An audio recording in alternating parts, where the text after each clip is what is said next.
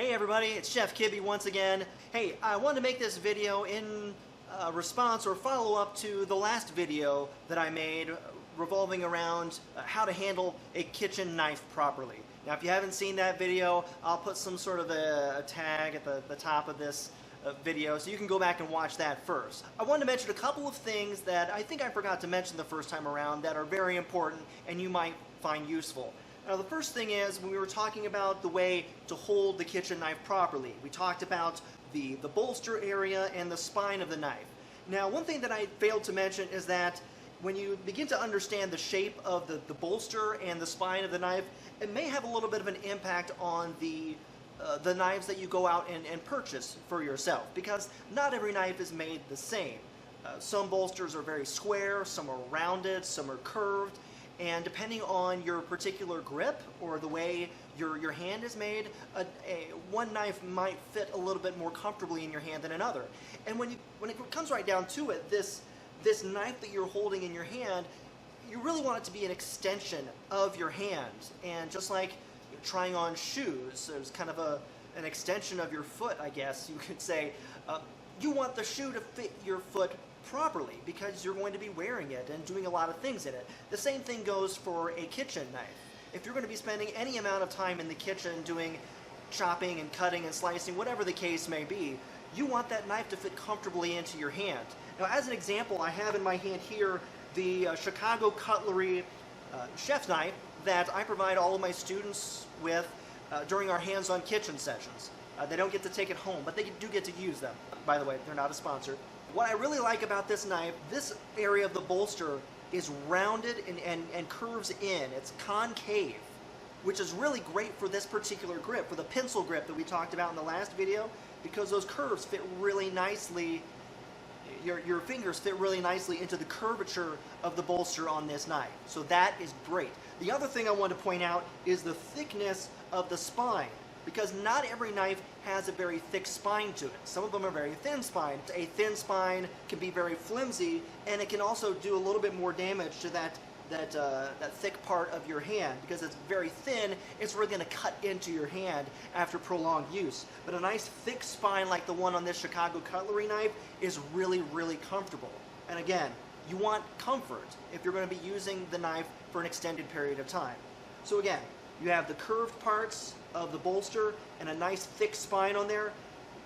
Makes it fit really nicely into my hand and makes for great cutting over extended periods of time. So there you go.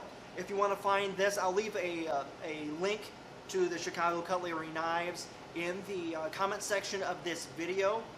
It will be an Amazon affiliates link, so if you do decide to purchase them through that link, I will get a small percentage back. When you're shopping for a knife, it would be a good idea for you to take a look at the different parts of the knife if you're not able to online. So go to a store, put it in your hand, get a grip, see how it feels, see how it balances in your hand as well.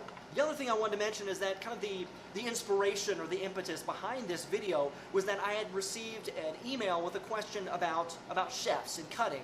That how is it that chefs are able to slice and chop so fast? You know, you just kind of see them on their chef knives and just, you know, running across onions or something like that. Now I talked about this in the blog post that's related to this video, and I'll also link that in the show notes, if you will, to this video, if you haven't had a chance to read the blog yet. But the quick answer, it might be a long answer, we'll see how long this goes, but the answer to that question is practice. Right? Just like with anything else in your life that you do proficiently, it comes with practice, but not just any practice. It comes with practicing doing it the right way. I'm a guitarist, and I have proof of that on my YouTube channel. Again, I will link to that other video so you can get yourself a good laugh. I started learning how to play guitar when I was 17, and as I've picked up the proper techniques, I've gotten better at it, and my fingers begin to know where to go on the fretboard, and I can start playing chords, and eventually started learning how to play, you know, lead riffs without having to look down at the fretboard, and my hands just knew where to go. Same thing goes for typing. I know a lot of you are watching this video on a mobile device, and you know, when you first got your mobile device and you're like, how am I supposed to type on this teeny tiny little keyboard? But now that you've been doing it for weeks, months, maybe years, your thumbs just know what to do. The same thing goes with using a kitchen knife. The more you do it safely and properly, the more your hands, your arms, your muscles know what to do. And so start practicing what I taught you in that last video of the pencil grip and the bear claw. It just becomes second nature. You get faster, you get more proficient, and you end up spending less time chopping, slicing, and dicing, and you have more time to cook, or maybe spend time with your family. Wouldn't that be a nice thing? I would love to hear from you. Leave it in the comments section of this video. Has this helped you? Do you have other questions with which I can help you so that you can be more comfortable, confident, safe, and effective in the kitchen? I would love to share that knowledge with you. And until next time, I'll see you in the kitchen.